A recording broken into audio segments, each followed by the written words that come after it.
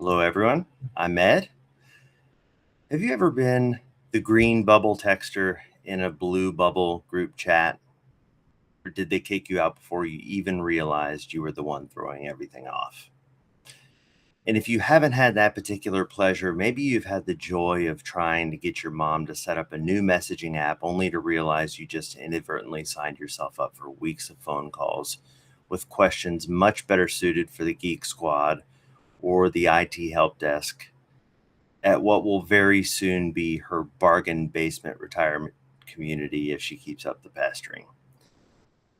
Everybody we come into contact with takes technology and security postures they're most comfortable with.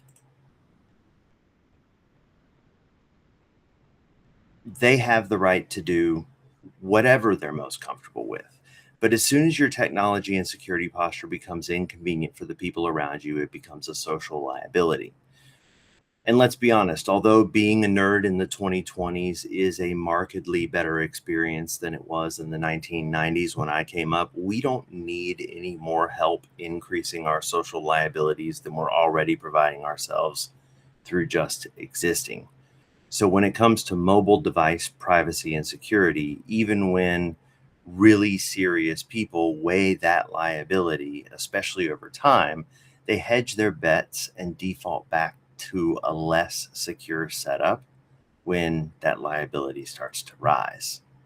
They read the book, they get inspired, they try the thing, and then 3 weeks later, when their kid's school can't reach them and their mom thinks they died because their blue in iMessage chats are now green, they quietly go back to the way things were. Perfect becomes the enemy of private. It's a common story that we've all lived some version of. And if you've ever read any of Michael Bazel's books, you know exactly what I'm talking about. About 2 years ago, a client came to me whose personal circumstances had changed in a way that eliminated the option of falling back onto that hedge. The stakes were very real, and nice to have strict privacy was no longer on the menu. They needed operational privacy, not the blog post version, the real version. But they also needed their life to continue working. And those two things were pulling in opposite directions. Their non-negotiables will sound very familiar to you. Their family's deeply entrenched in the Apple ecosystem and devoutly non-technical. They have school-age kids and aging parents. You can't change the phone number that the school calls when your kid throws up at lunch in the middle of the year without causing a massive freak out with everybody. Medical contacts, extracurriculars, emergency lists. There's an entire web of identity that has to stay intact. A walled garden of their old life wasn't optional. It was required, and untangling it to change it would have required more exposure and risk than leaving it in place. And their professional life was very tightly intertwined with Meta and Microslop in ways that, if managed incorrectly, could poison every attempt at achieving privacy in very important ways. One bad sync, one wrong account linked, and the whole thing unravels, possibly in ways that could be dangerous to her life. So they looked at me and said, I can't burn it down. I need all these things to exist together. Figure it out, Ed. You always do. And this is the story of how and why we were able to ultimately figure it out. We built them a system, and because every good system picks up a really dumb name along the way, we did end up calling it GothamNet, and there's a pretty good reason behind it and a pretty cool story behind it as well. So the first thing that we looked at was, could we harden what they already have? That looked like outfitting their iPhone with a VPN. turning on ADP and turning location services off.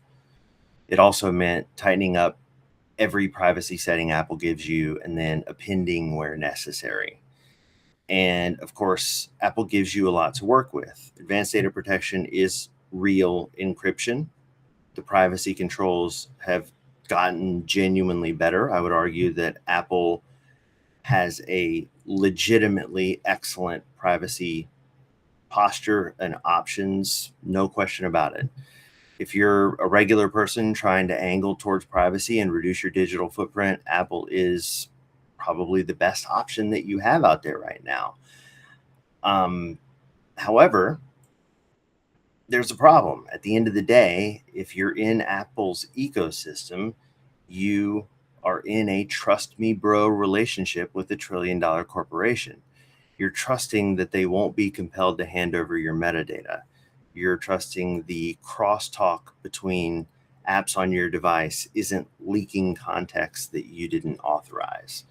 You're trusting that an operating system you don't control and can't audit is doing what it says that it's doing. And of course, you're trusting that SIRI, who by default reads and indexes everything that you type into that phone or say to it, is in fact going to keep your secrets. For most people, that'll do just fine. And I'm not here to start any conspiracy theories, but for this client, trust me, bro, wasn't an architecture that they could rely on.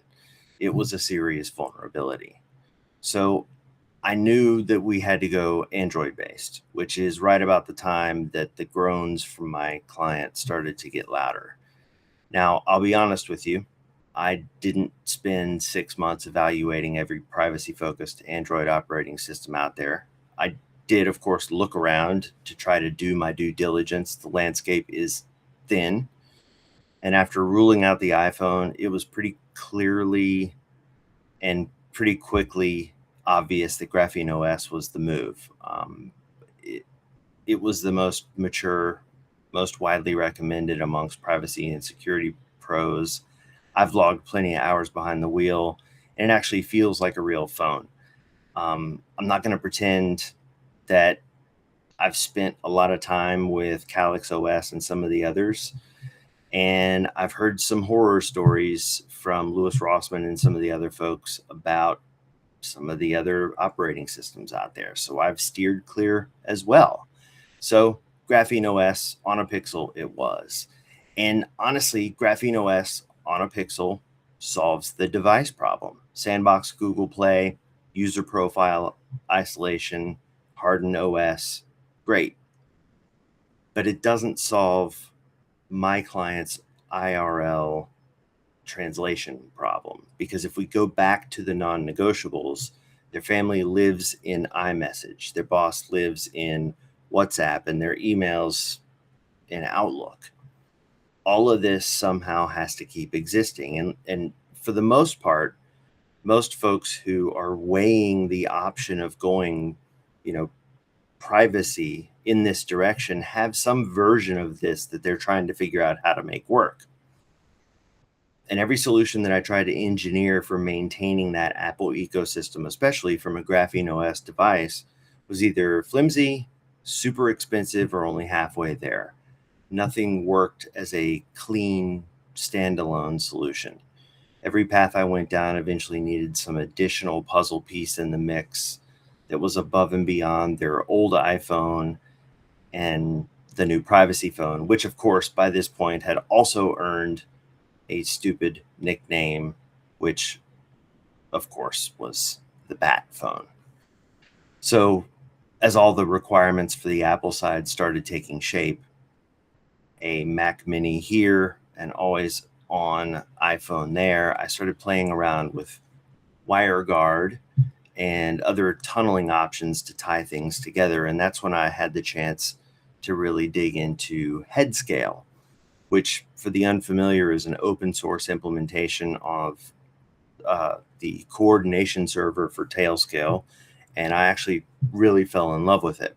Headscale didn't just give us a way to connect the Bat phone to the Apple hardware, which I'll talk about here in a minute. more, it gave us the ability to explode the whole setup into a private WAN, which will make a lot of sense when I talk about why there was a need for Apple hardware in this whole mix in the first place.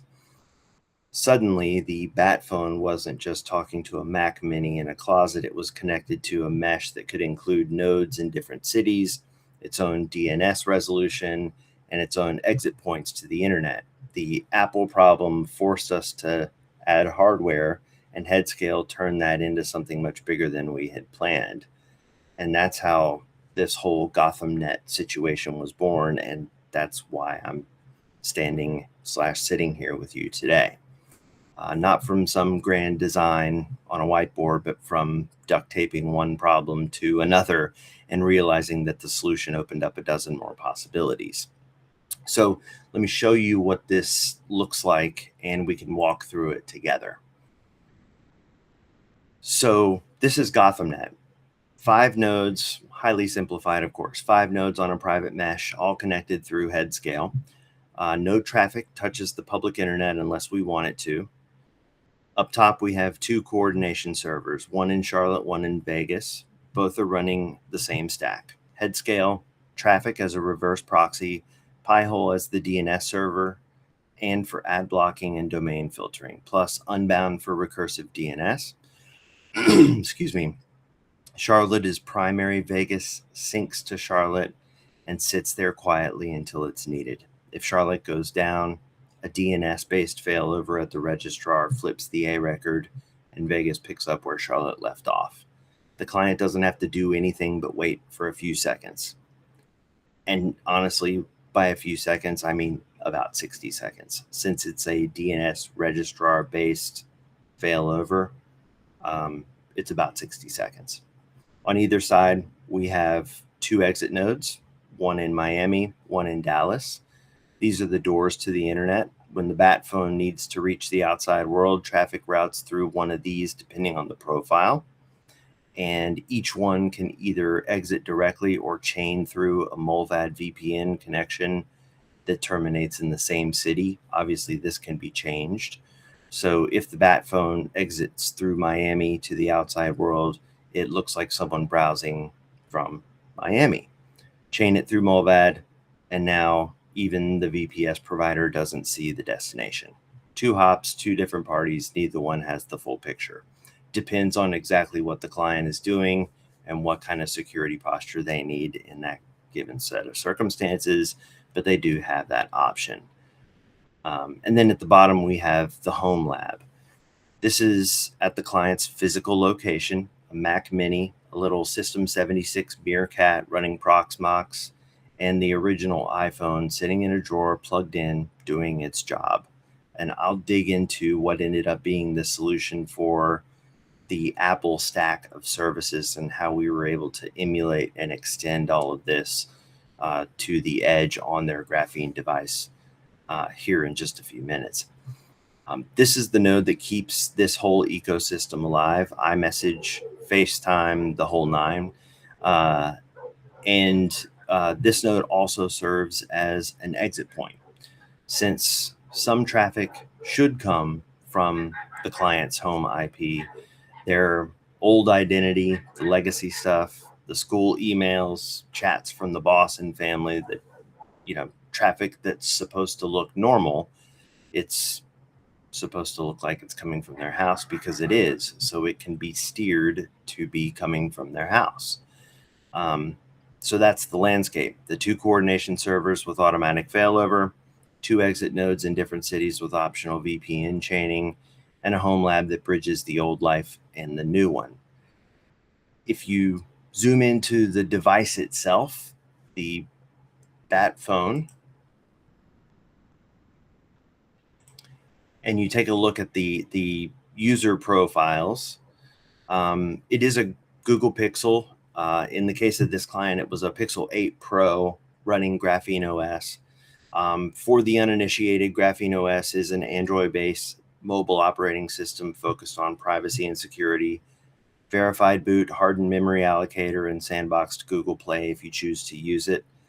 Got lots to say about sandboxed Google Play and some of the things that you may not think about when you're thinking about Google Play, but it is the real deal. And most importantly for my client, it looks and feels enough like a normal phone that a non-technical person can actually use it day to day without wanting to throw it through the window.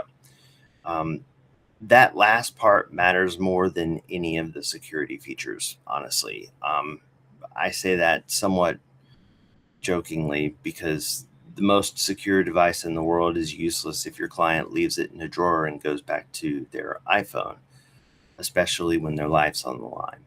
The UX has to work. Graphene OS does a great job threading that needle. For the context of this conversation, what matters is that Graphene OS supports multiple user profiles and they are genuinely isolated from each other. Not like iPhone focus modes where everything still talks to the same iCloud account.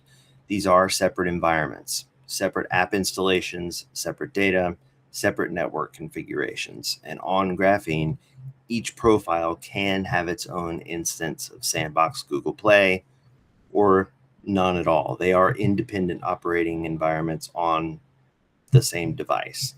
So what we did is we basically mapped the profiles around my client's threat model tiers, and well, there we go.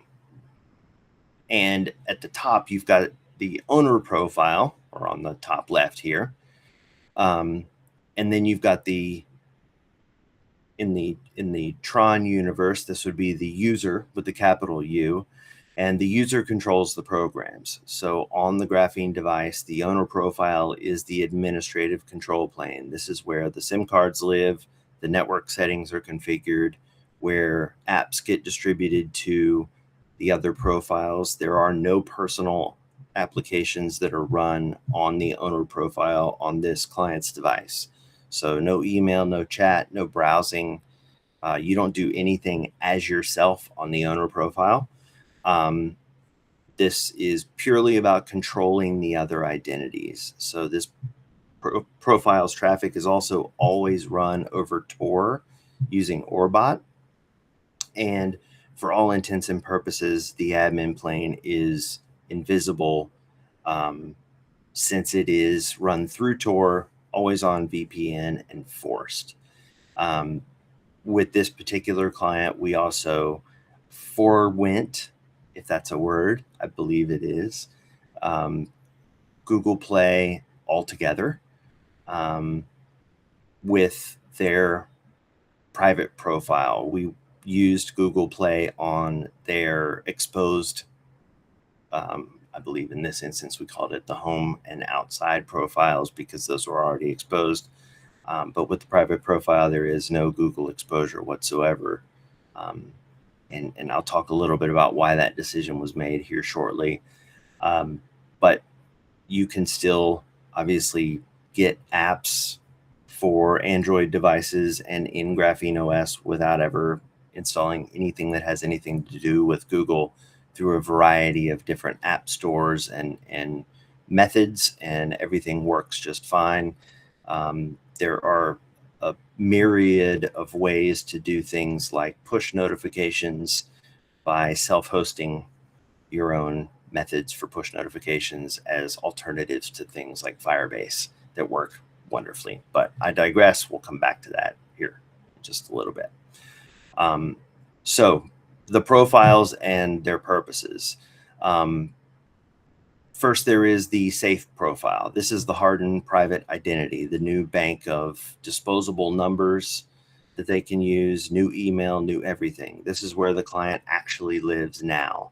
Their sensitive communications, the stuff that nobody should be able to trace back to them. This profile exists, this profile exits GothamNet through a privacy optimized node with additional privacy optimizations that are outside of the scope of this talk. And we can stack Molvad at the edge for a second hop for maximum separation, depending on the threat landscape at the time. Then there is the home profile. This is where their legacy identity lives, and this is where the philosophy really shows up. So this profile holds everything that already knows who she is. It's where iMessage FaceTime, the family group chat, the stuff that's been tied to their real name for years all lives. So Strava and IoT devices like an Apple Watch or something like that is connected as if nothing has changed. No one is the wiser. This profile exists at the client's home IP address always and on purpose. Because think about it, if you do suddenly go dark on every platform that knows who you are, that's a signal too. If your iMessage that's been coming from Charlotte for 5 years suddenly stops, that's a signal. The surveillance grid notices when patterns break. So we don't break the pattern. The legacy identity keeps doing exactly what it's always done from exactly where it's always been. Now it's just a controlled decoy. And then there's the outside profile. This one holds the work stuff and contact specific apps. So WhatsApp for the boss, Outlook for the business email, the services that know the client's identity but aren't part of the inner circle. This profile gets its own known exit node, its own posture, its own rules, not as locked down as safe, not as deliberately exposed as home, the gradient in between. And this can go on for quite some time. I believe in the most recent Graphene OS release, you can have 16 user profiles. I've seen clients use as many as 6 to 8 without any slowdown on the latest phone models in the Pro series. I can't imagine using more than 3 or 4, having a gradient of more than 3 or 4 types of user profiles, but hey, you never know.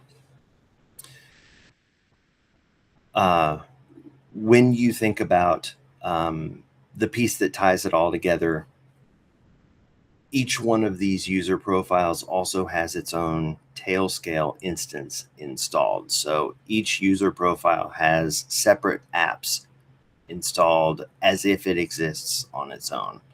So it has its own instance of phone installed, its own instance of Tailscale, and each instance authenticates as a different user in Headscale, completely separate identities on the mesh. So when the client switches to a profile and the Tailscale session comes up, the exit node for that profile is automatically assigned. The home profile connects to the mesh and exits at the home lab, their IP, their home IP, because that's where the grid expects to see it. The safe profile connects and exits through a privacy node in another city with some special treatment a la Freemantle, and the outside profile goes somewhere else entirely. The client doesn't configure anything. They just switch profiles and the network follows. If you've ever used Tailscale, one of the nice things is there's a pretty nifty UX with a drop down. If you do want to change exit nodes within the UX, it's pretty straightforward and simple. Nothing changes about that with Headscale. It's nice that it is completely open source and gives you total control. One device, 4 identities, 4 completely separate paths through GothamNet, nothing crosses. But we can also get a little weird if we want to, and who doesn't love to get a little weird sometimes? Tailscale doesn't just provide exit paths, it also provides endpoints to every node. So when we think about the fact that we're hosting these services, it also means that we're running the availability of these services back to the device. So ostensibly, iMessage could persist into the safe profile as long as it's safe to host it back to the device in that area, and we're not exposing anything back to Apple during the interaction. The client could receive a message from their mom or a FaceTime call from their son, regardless of the profile they find themselves in at the time of the inbound action. But everything gets careful consideration. So, for example, pardon me, I mentioned earlier about swapping out Notify in TFY for instead of using Firebase with for push notifications, because we didn't want to expose the push notification metadata to Google. So that's the kind of careful consideration that we gave from a privacy and exposure perspective. With those kinds of secure delivery considerations, it's completely safe to do that in the safe profile. That metadata isn't being exposed. Firebase isn't being used, so it's not that big of a deal. It's not in the equation. Google doesn't see the ping, and the old adage still holds. The WAN gives every profile access to every node without requiring them to share the same exit. And that opens up some really creative cross-pollination of services across profiles. And so the architecture doesn't just isolate, it also selectively connects. But that is also getting into the app stack, which I will get into in just a little bit. And I know I can go down the rabbit hole with this because there's so many really cool applications that this redundant head scale setup can give. And I want to get into a couple of them that are hopefully blow your mind as much as they blew mine when we figured them out. For now, the thing I want you to take away is this: the Bat phone isn't just one phone, it's 4 phones in one, or a scale of, as many phones as you need, as many phones as you can build into a user profile, as many phones as you can build user profiles for, each one presenting a different face to the world, each one with different security posture requirements, exiting the network at a different door, and the person carrying it just switches profiles like you'd switch tabs.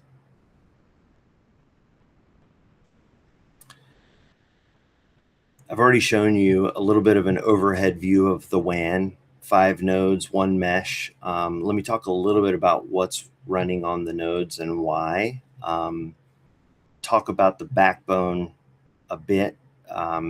There are 2 coordination servers, the primary in Charlotte with the secondary in Vegas. Both are running the same stack: Headscale for mesh coordination, Traffic as a reverse proxy, Pi-hole as DNS server and for domain filtering, and Unbound for recursive DNS. Charlotte is primary. Vegas syncs to Charlotte continuously, and if Charlotte goes down, that provider outage, maintenance, whatever, the A record at the DNS registrar flips and Vegas picks up. The client doesn't really notice. As I mentioned before, there's no manual intervention that's necessary. The mesh reconverges and life goes on. But it is a DNS record flip that happens. Even though it's automated, it probably does take 60 seconds. And it's probably worth mentioning why I went through the trouble of adding DNS to the edge of this private WAN, and why we went through the trouble of running our own DNS servers and DNS resolution to this. Because it's one of those things that sounds a little weirdly paranoid until you think about it. Every time your phone looks up a domain, and it does this thousands of times a day, constantly in the background, it's asking somebody to translate a name into an address. And whoever answers that question sees exactly what you're trying to reach. Your ISP, Google, Cloudflare, Quad9, whoever it is, DNS is one of the leakiest protocols in your entire stack. And most folks kind of forget about it because it is so leaky and noisy. With this solution in this client's network, DNS never leaves this network. Unbound runs as a recursive resolver, which means when a query comes in from the phone, it goes directly to the authoritative name servers for that domain. The source of truth: no middleman, no upstream provider caching the query history or building a profile of browsing patterns, nothing like that. And on top of Unbound, Pi-hole acts as a sinkhole. So ads, trackers, telemetry, domains, anything on the block list gets swallowed before it ever leaves the mesh. Pardon me. You'd be shocked how chatty a mobile device is when you actually watch the logs. This is also part of the managed service that we offer. And Pi-hole being open source and as tunable as it is, and also being a really nifty DNS server, it makes it kind of the perfect solution for what we've done with it. It also makes all of that disappear. It's not just ad blocking, it's leak reduction and detection in case something looks off. As I mentioned, it doubles as our internal DNS server, so every self-hosted service on GothamNet gets a clean host name, and traffic handles the HTTPS layer with wildcard certificates and automated renewal. There's no self-signed certs, no click-through browser warning nonsense. Everything is proper TLS. We don't want there to be any kind of situation where there's the potential for, a rogue joiner, somebody sniffing, anything out of the ordinary happening because somebody hops in and happens to be in the way and able to see something that they're not supposed to. From an exit node perspective, looking specifically at Miami and Dallas, these are the doors to the internet, and they are simpler by design. Their job's to take traffic from a profile and put it on the internet from a specific location. That's it. These are $3.25 mega tiny VPSs running tailscale endpoints. Really nothing to them, that are essentially set up to connect to the head scale and be monitored. And you can scale these endpoints up to infinity. Most of the time, depending on the profile of the client and the circumstances, we will roll these every probably quarter, and lock them down with Lux 2. Oftentimes throw Molvad VPN on there for the quick obfuscation and a hop option, something along those lines, just to have that chain through set up depending on the circumstances and what that client may be dealing with. But nonetheless, they can operate in two modes. We always set them up with the dual mode, and having that edge of the network option and expandability. This is very different from using a commercial VPN. When you fire up Molvad or Proton on your phone, you're encrypting your traffic and sending it to their server and hoping for the best. On a system like this, the first hop is through our mesh, our infrastructure / your mesh, your infrastructure that you own. The second hop is the Molvad provider that you've chosen specifically, like I said, because they use the quick obfuscation. They don't log, and for the most part, they've been rated to prove it. We'll see if that holds. And neither hop has enough information to reconstruct the full picture. The VPS only sees the encrypted traffic coming from the mesh, and Molvad only sees the traffic coming from our VPS. Nobody sees both ends. Location isn't a fact that follows you. It's a variable that you set per profile, in essence. On the home lab side, this is the node that does the most. And this is really where all of this started. In this case, it sits at the client's home office, and it's running three pieces of hardware. First is the Mac Mini. This thing's always on, always connected to GothamNet. It's running Blue Bubbles, which bridges iMessage from the Apple ecosystem into GothamNet. I'll get into the details in the application stack conversation in a couple of minutes. But beyond blue bubbles, this is also where a lot of self-hosted services live. Think of it as a server room, except it's the size of a sandwich and it sits on a shelf. Next to it, there's an iPhone in a drawer, plugged in on the cheapest cellular plan that money can buy. This phone exists for one reason. It is the anchor for the client's Apple identity. As far as Apple's concerned, this phone's the client's phone. It's connected to iMessage. It's signed into iCloud. It's always at the client's home address. It is the Decoy. And then there is the Meerkat. This is a small form factor PC from System 76 that is running Proxmox. Fantastic little machine. Absolutely love System 76. Running core boot, open source BIOS. These guys are absolutely wonderful. If you've never heard of System 76, definitely check them out. This handles containerized services, local compute, gives us a proper Linux environment for anything that the Mac Mini isn't suited for. Between these two machines, we've got Mac OS and Linux covered on the same shelf. This node's also an exit point. So when the home profile on the Bat phone needs to reach the internet, traffic routes through GothamNet and exits here at the client's actual home IP, because the legacy identity is supposed to look like it's at home. So it's supposed to look normal. It's the exit ramp for the controlled decoy.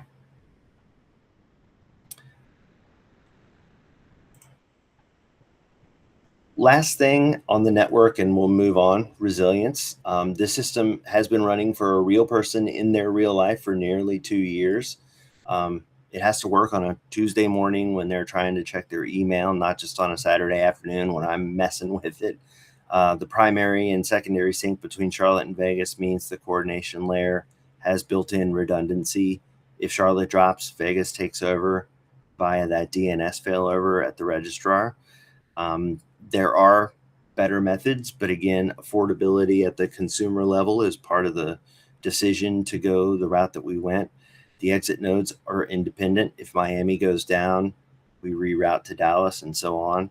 The home lab is the single point of failure for Apple services, but that is a trade-off that we accepted.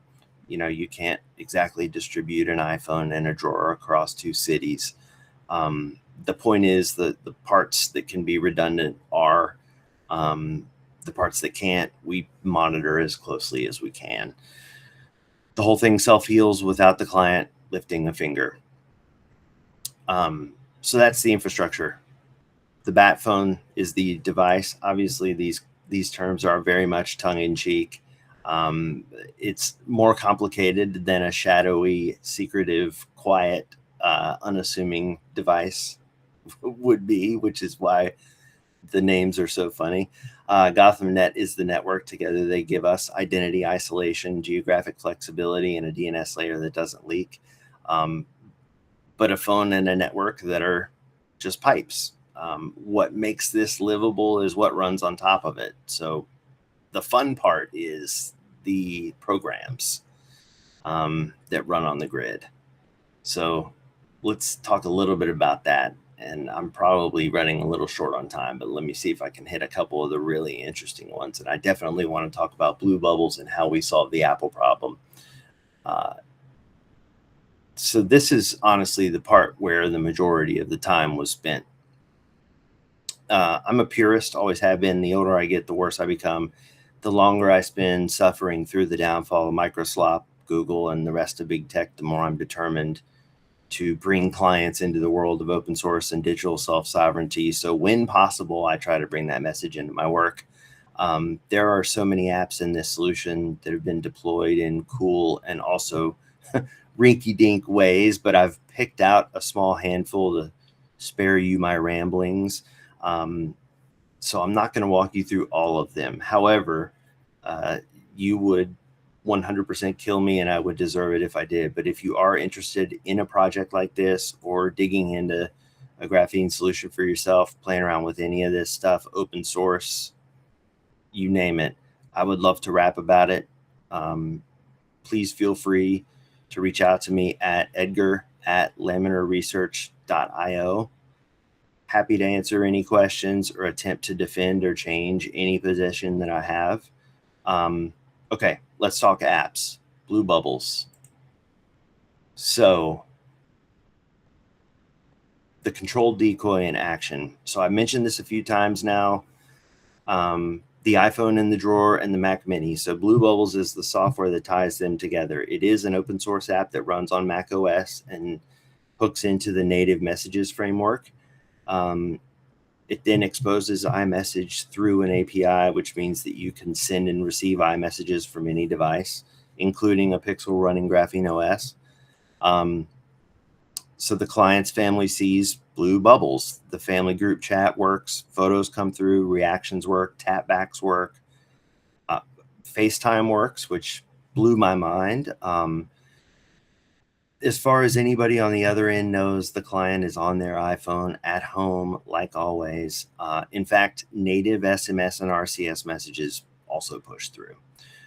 What's actually happening is the iPhone in the drawer is running iMessage with the phone number as the primary method of sending/receiving. Those messages simply get picked up by the Mac Mini running the Blue Bubbles server with an implementation of the Blue Bubbles private API, which is technically a jailbreak. Definitely want to mention that because that means that no other official App Store apps can run on that Mac Mini while Blue Bubbles is running. I did want to mention that because, that may be important. In other words, that's a dedicated Mac Mini. We have the Blue Bubbles server on the Mac Mini wired to a Notify Docker container that's actually running on the Meerkat, and it handles push notifications instead of Firebase.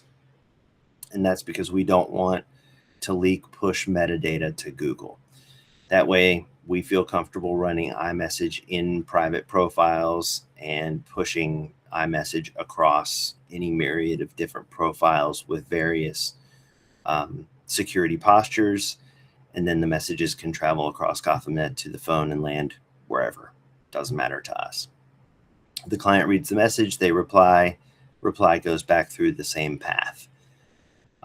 As far as the rest of the world is concerned, the old identity never moved. The decoy is doing its job. Blue Bubbles actually propagates the contacts through to the Graphene device as well. And the client's texting their mom from a completely different device on a completely different network in a different city, wherever. And that's what contain, don't delete looks like in practice. It's a really nice solution. We tested a lot of different solutions out there. Error Message was one of the ones that we beat around for a while, and it was quite a bit inferior to Blue Bubbles, which won out by quite a bit. I think beyond the fact that Blue Bubbles is the coolest and most functionally awesome, this one is my favorite. The Keyogram and Snicket solution is awesome. And this is the Be Your Own Character, aka I Hate You SIP trunking, aka Be Your Own My Pseudo solution. And this one's fun because most people don't know that it's possible. One of the problems that we faced when we were setting this up was that we really had a problem with the exposure that happened when the client was trying to set up phone service on a new device. If you're going to go out and get a SIM card and that SIM card has a phone number attached to it, you're exposing your location and identity in ways that are significantly more substantial than you might be if you were getting a phone number that is attached to a virtual identity like a Google Voice account or My Pseudo, which is a popular app that allows you to have a multitude of different phone numbers.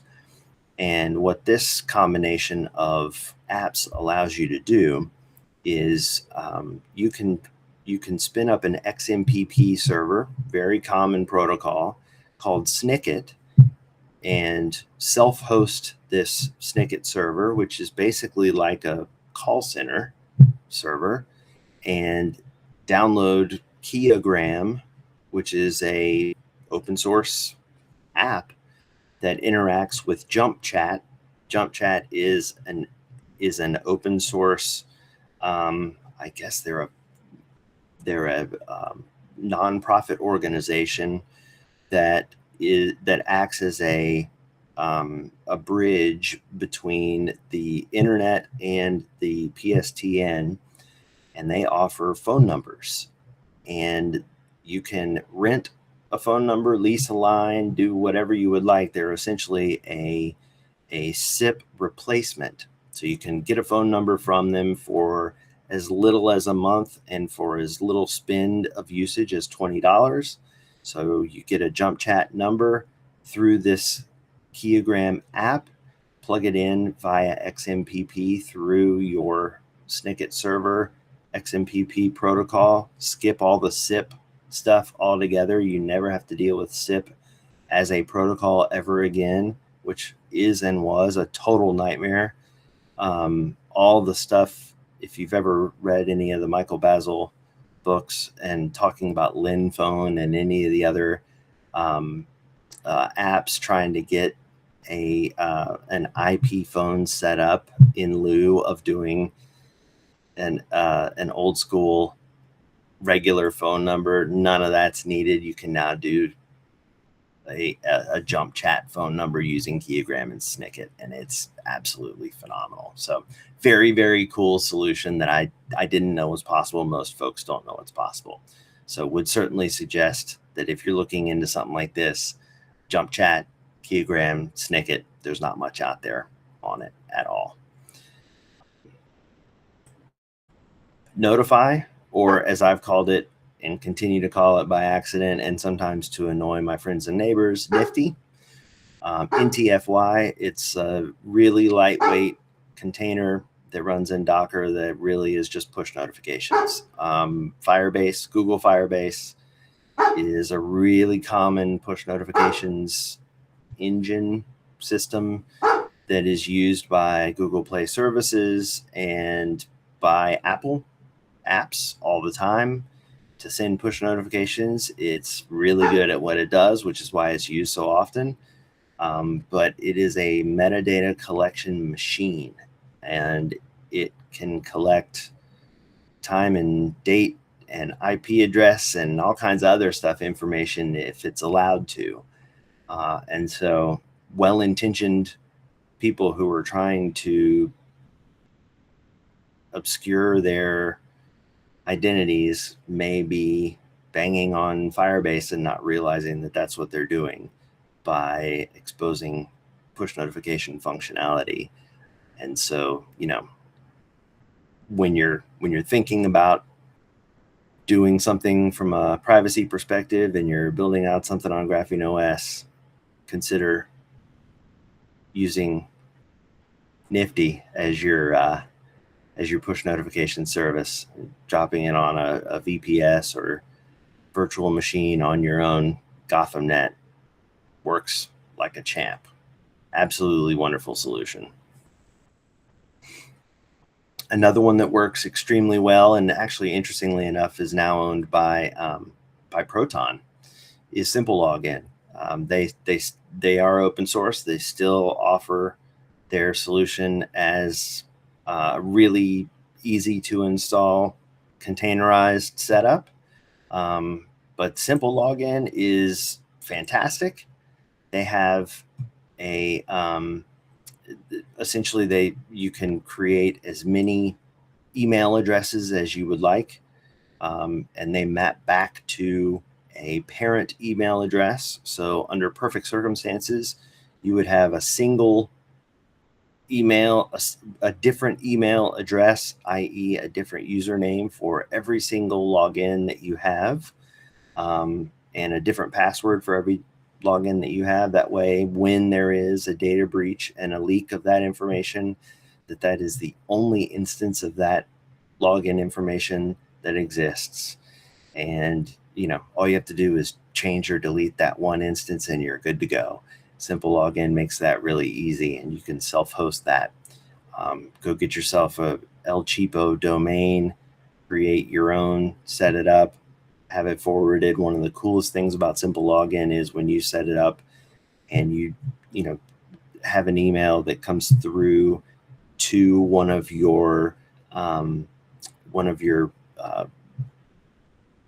guess I don't want to call it fake email addresses, but we'll call it a fake email address. You can actually hit reply in your inbox and it will reply through that email address. Absolutely wonderful setup. Such a cool project, and very well supported. And yeah, you can create a random email anytime you create a new login for a new service. It's one button click, bada bing, bada boom. Really easy to use. Absolutely fantastic. And of course, Bitwarden, also self-hostable, the password solution. There's no reason you shouldn't be setting up passwords and self-hosting that stuff, backing up on your own. I think I am getting to the end of my time here, as I knew I would. I think that is it. And folks, one last mention, because it really is important to get away from big tech. Do your searches through a meta search engine and not directly on the big guys, because you are being tracked and your information is being sold to the highest bidder and sometimes to the lowest. Search-ng, a really great one. If you want to try one out to see how good it is, try scour.ninja. It is free. You are not being tracked, and it's a pretty good search engine. You can self-host your own. It is an open source project. And if you have any questions, if you want to rap about open source, if you want to tell me I suck, please reach out. My name is Ed Freemantle. I am at Laminar Research. Edgar at laminarresearch.io. I really appreciate you guys having me. Hopefully I gave you some cool information to think about, maybe some good ideas. Would love to hear if you build something awesome on top of what I started. And yeah, thank you so much. Cheers, everyone.